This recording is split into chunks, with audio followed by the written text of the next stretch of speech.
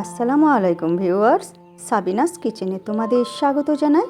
নিরামিষ দিনে এই রকম যদি আলু পটলের রেসিপি ভাতের সাথে থাকে তাহলে আর কিছুই লাগবে না। আশা করছি তোমাদের খুবই ভালো লাগবে।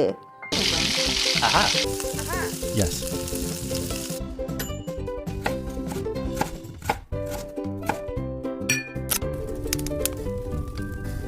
Wow.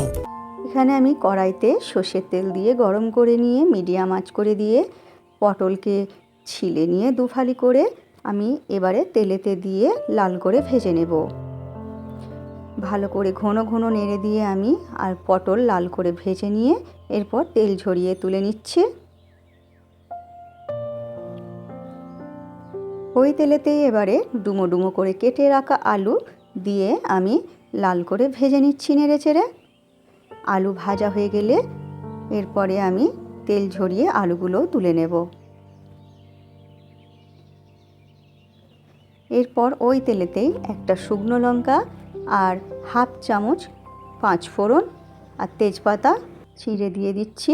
লাল হয়ে গেলে হাফ চামচ আদা ঝালের জন্য কাঁচা লঙ্কা পেস্ট করে দিয়ে দিলাম।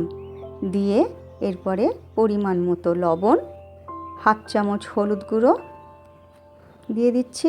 দিয়ে এরপরে এক চামচ ভাজা জিরে গুঁড়ো, এক চামচ ভাজা ধনে গুঁড়ো দিয়ে এরপরে এক চামচ গরম মশলা গুঁড়ো দিয়ে দিচ্ছি। দিয়ে মশলা আমি কিছুক্ষণ ভালো করে কষিয়ে নেব অল্প অল্প করে পানি দিয়ে। মশলা কষানো হয়ে গেলে এর মধ্যে এবারে আলু পটলগুলোও দিয়ে দিচ্ছি। আমি জায়গাটি ধুয়ে একটু পানি দিয়ে দিলাম। দিয়ে এরপরে আলু পটলও আমি কিছুক্ষণ কষিয়ে নিচ্ছি। নিরামিষ দিনে যদি এই পটলের রেসিপিটি থাকে তাহলে ভাতের সাথে আর কিছুই লাগে না। তোমরা এই রেসিপিটি একবার অবশ্যই বানিয়ে দেখো। কষানো হয়ে গেলে অল্প করে পানি দিয়ে এরপর আমি ঢেকে হতে দেব। যখন এই রকম মাখা মাখা হয়ে যাবে তখন হাফ চামচ চিনি তোমরা দিয়ে দেবে। যে কোনো পাঁচফোড়নের তরকারি চিনিটা দিলে খেতে ভালো লাগে। দিয়ে এরপর নামিয়ে তোমরা পরিবেশন করো ভাত, রুটি, পরোটার সাথে। আমার রেসিপিটি ফেসবুক থেকে দেখলে ফলো করে দিও, ইউটিউব থেকে দেখলে সাবস্ক্রাইব করে পাশে থেকো।